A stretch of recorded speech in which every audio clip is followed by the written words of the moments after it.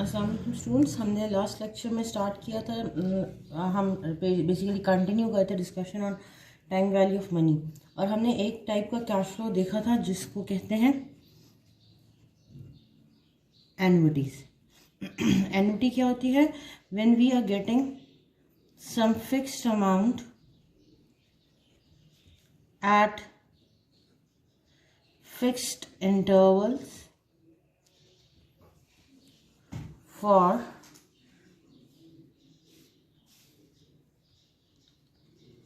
finite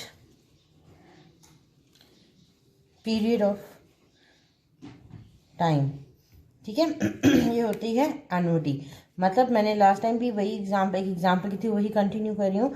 let suppose आपकी कोई investment है 3-4 साल की, and every year you are getting 100 from that investment.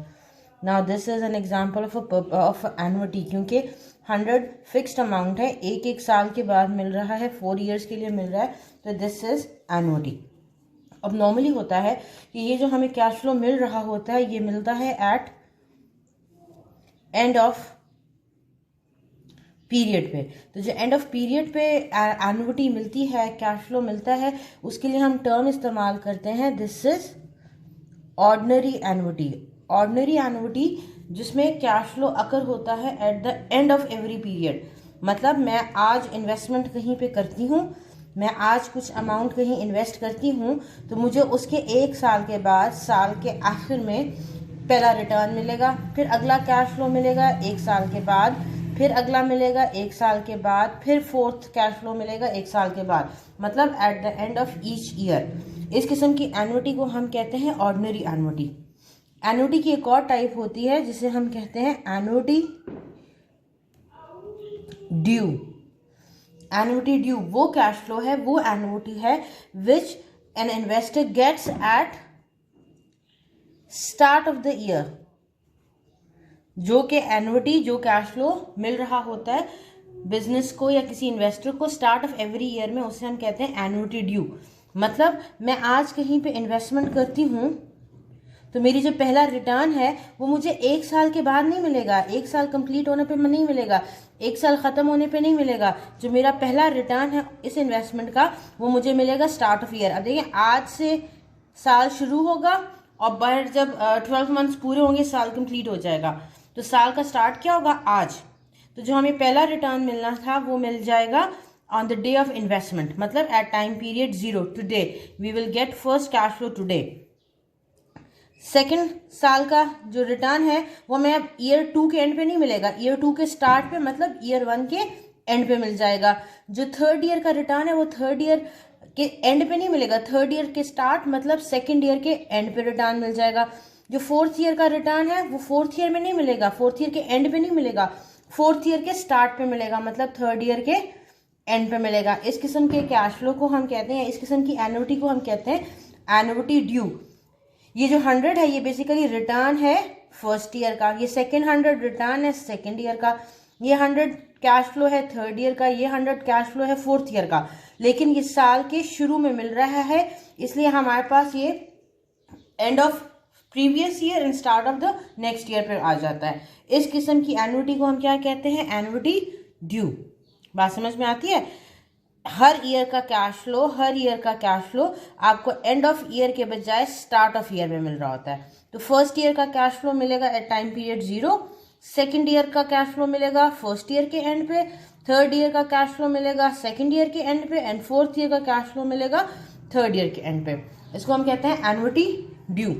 Annuity due के क्वेश्चंस को सॉल्व करने का भी तरीका वही है, या तो सिंपल, अगर आपके पास स्मॉल शॉर्टर पीरियड का कैश फ्लो जिस तरह 2 साल का, 3 साल का, 4 साल का, तो आप इंडिविजुअली डिवाइड बाय 1 + i कर दोगे।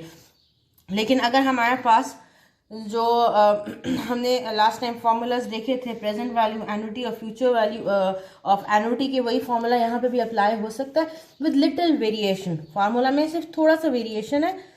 अगर आपने कैश फ्लो को प्रेजेंट वैल्यू में कन्वर्ट करना है तो फार्मूला इसका हो जाएगा annuity into 1 - 1 divide by 1 + i power n whole divided by i। ये फॉर्मूला था सिंपल एन्युटी का जो हमने लास्ट लेक्चर में देखा था।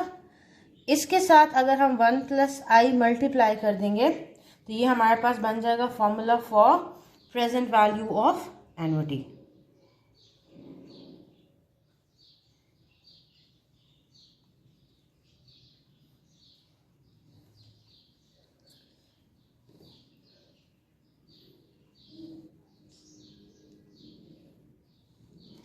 Similarly future value of annuity का फॉर्मूला है annuity into 1 plus i power n minus 1 divided by i, इसको भी मल्टीप्लाई कर दो 1 प्लस आई के साथ। ये यहाँ से यहाँ तक का फॉर्मूला सिंपल ऑर्डिनरी एन्युटीज का है, इसके साथ मल्टीप्लाई कर देते हैं हम 1 प्लस आई को, तो ये फॉर्मूला बन जाता है एन्युटी ड्यू का। फॉर डिफ्रेंसिएशन यहाँ पे फॉर्मूला में एब्रिविएशन के ऊपर स्टेरिक का साइन लगा देते हैं, तो आप बुक्स वगैरह में देखोगे तो इस तरह से लिखा होगा। ये सिंपल फॉर्मूला है प्रेजेंट वैल्यू एन्युटी ड्यू का, and this is the formula for future value of annuity due.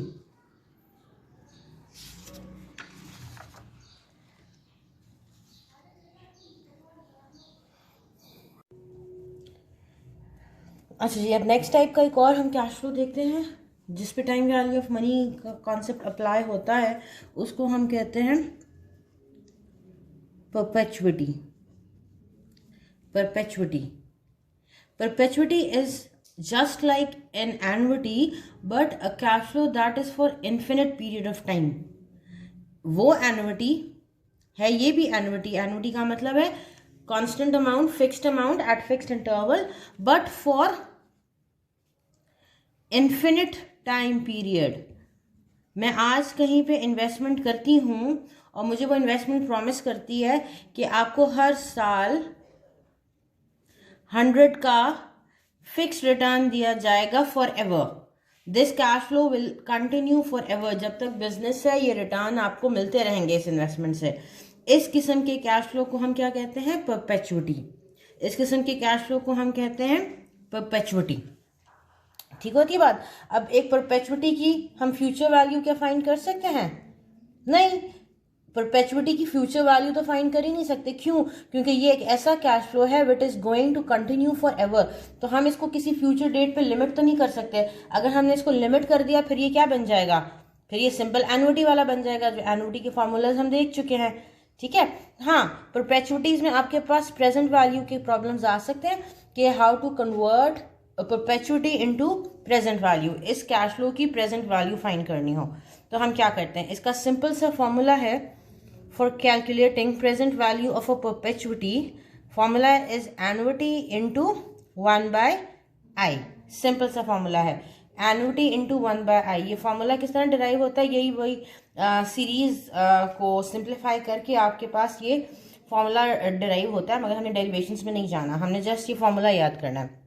अगर कैश फ्लो परपेचुइटी की फॉर्म में हो, परपेचुइटी का मतलब है constant amount, fixed amount at fixed interval for ever, for infinite period of time, हमेशा के लिए कंटिन्यू करता रहे कैश फ्लो आगे तक। ठीक है, कोई इसकी एंडिंग डेट हमारे पास ना हो। उस केस में present value of this annuity is calculated by simply multiplying annuity into 1/i। बात समझ में आती है? फॉर एग्जाम्पल हमारे पास एक क्वेश्चन है, कैश फ्लो है। लेट्स सपोज मैंने एक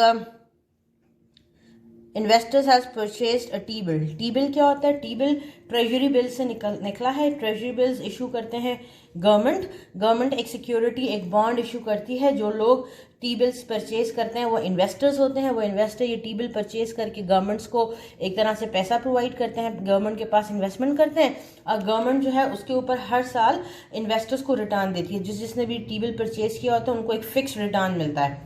ठीक है ना? तो ये बेसिकली एक परपेचुइटी की टाइप है, क्योंकि टी बिल्स की कोई एंडिंग लाइफ नहीं होती है।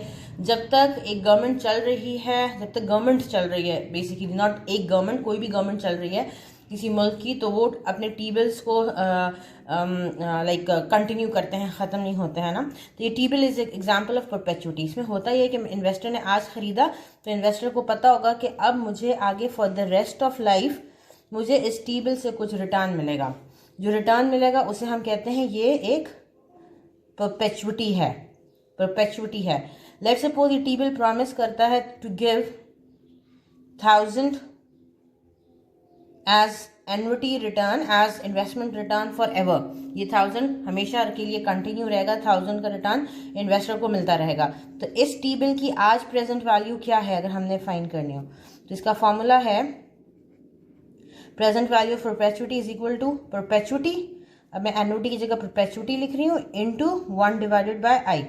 परपेचुटी की अमाउंट है 1000 into 1 divide by, let suppose interest rate is 8%, तो 1 डिवाइड बाय 0.08। इसको कैलकुलेटर पे सॉल्व करेंगे, जो भी आंसर आएगा this will be the present value of this perpetuity.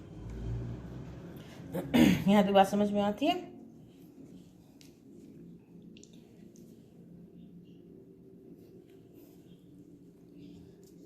अच्छा जी, अब इसी फॉर्मूला में जो हमारे पास प्रेजेंट वैल्यू ऑफ परपेचुटी का फॉर्मूला आया है, जब भी कोई फॉर्मूला होता है, ठीक है, इसमें आप अगर देखो तो आपके पास 3 वेरिएबल्स हैं, एक प्रेजेंट वैल्यू है, एक एन्युटी है, एक आई है।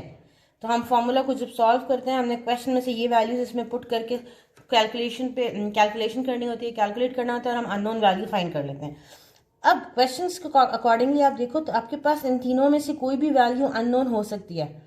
लेट्स सपोज एक क्वेश्चन आपको कहता है कि you have to find out interest rate when present value of perpetuity is equals to, let's suppose 1000, and value of annuity of perpetuity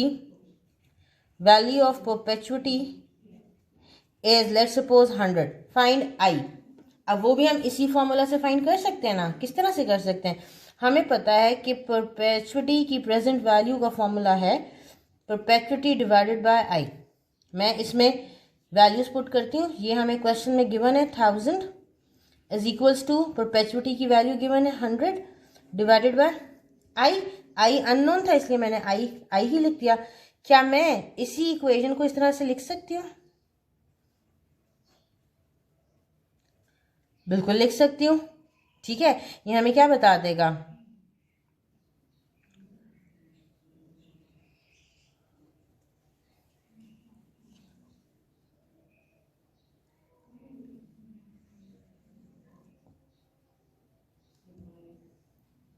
ये आ जाएगा 0.1। आंसर इसका आएगा 0.1 जब मैं डिवाइड करूंगी, which is equals to 10%। 0.1 is 10%। इसका मतलब है the interest rate for this type of perpetuity is 10%। यहाँ तक बात समझ में आती है? क्लियर होता है? कहने का मतलब यह है कि इस फॉर्मूला में आपके पास अगर कोई भी अननोन वैल्यू हो, तीन वेरिएबल्स है ना, इनमें से आपको क्वेश्चन सॉल्व करने के लिए 2 वैल्यूज गिवन होंगी, एक कोई भी अननोन हो सकती है। जो भी अननोन वैल्यू हो आप इसी फॉर्मूला को अप्लाई करके वो अननोन वैल्यू को कैलकुलेट कर सकते हो। आगे क्लास लेक्चर में इसके ऊपर कुछ क्वेश्चंस करेंगे, तो this concept will be more clear. Till then thank you.